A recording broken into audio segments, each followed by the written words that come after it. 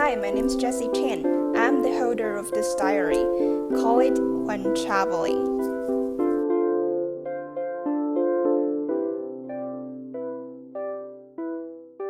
In terms of traveling, Emma and I have a good tacit understanding. We never talked about how we were gonna travel in Budapest, but everything just went comfortably fine, no matter physically or mentally. We never had an intense itinerary to follow. Rather, we visited those places proposed from one of us randomly, and none of us needs to be taken care of.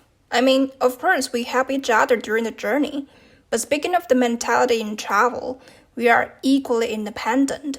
Like we know it's not necessary to spend every moment together. Both of us can explore alone based on our preference or habitual routines. In this case, stress and limitation for adjusting to each other no longer exist. December 29th, 2021 in Budapest, Hungary. Emma is a late bird and I'm an early bird. I didn't ask her to get up early and she didn't need to change for that stress either. Our tacit understanding was I ate my breakfast without her company, went to explore alone and then came back to start another adventure with her. What a comfortable way, isn't it? Maybe this could be applied to all kinds of relationships. Comfortable. After finishing my breakfast, I walked east to the Hero Square.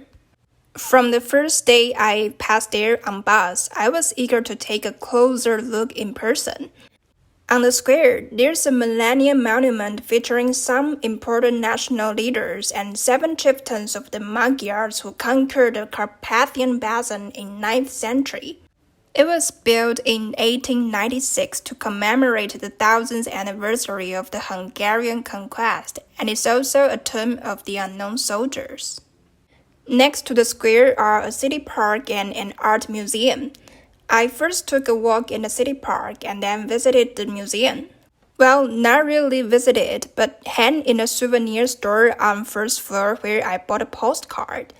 In the city park, there's an ice skating plaza and a castle, which is also built in 1896 as a part of the Millennium exhibition. While walking in the park, I felt first calm because I could expose to the nature. But then I felt a bit dull, unfortunately. Well, after all, it's just a park in a city. The view is normal. I then walked slowly back to hostel. At night, around 8:30, Emma and I went to Szimpla Kert, a famous ruined bar in Budapest.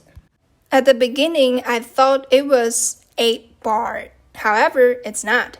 You can imagine it to be a live house, including several bars inside. As to its decoration, it's like a combination of industrial style and street culture, which creates a vibe making me so fascinated about. Though Emma wouldn't agree with me.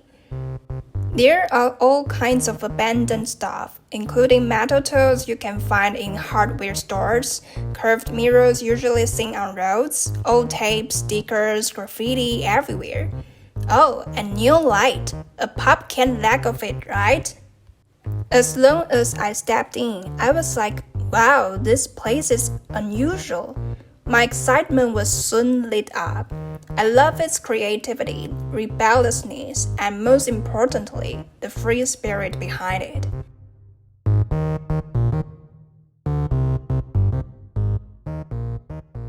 Emma and I then bought drinks and sitting at a table which apparently was just occupied by other guests some minutes ago.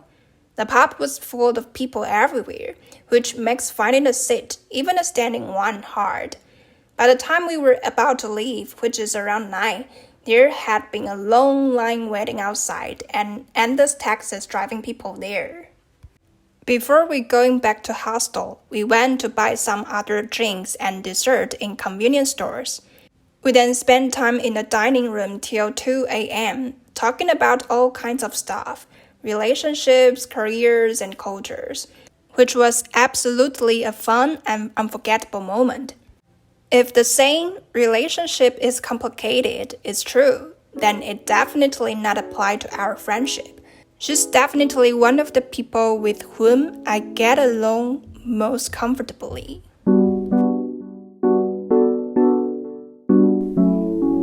Written by Jessie Chan. Thanks for your reading.